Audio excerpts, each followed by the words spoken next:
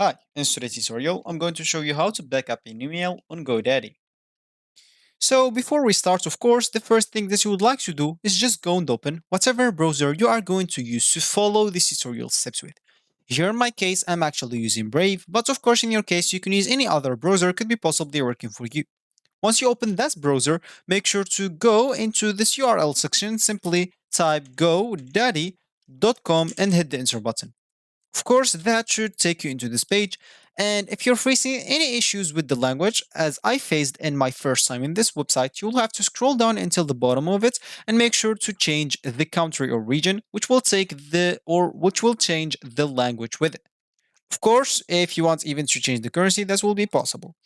So now you will have to go back and log in into your account if you have one. And if you don't have an account, you'll have to go and create one. Of course, you will be able to do both options. As this top right corner option, you will find the option to create or even log in into your account.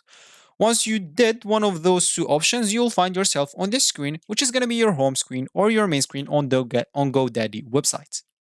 So as we said in the beginning of this tutorial, we would like to show you how to back up an email on GoDaddy. So of course, once you're logged in into your account, you'll have to click at your name in the top right corner.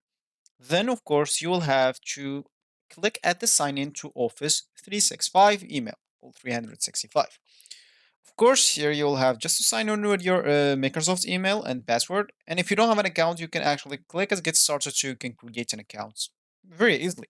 Once you sign in into your account, if this is your first time, of course, you'll have to select accept to allow email backup to access your Microsoft account. And once you do that, you will normally be good to go. Once you accept like to allow the email backup and you sign in into it, that's it. You will have your backup email ready to go with signed in, of course, with your account and GoDaddy.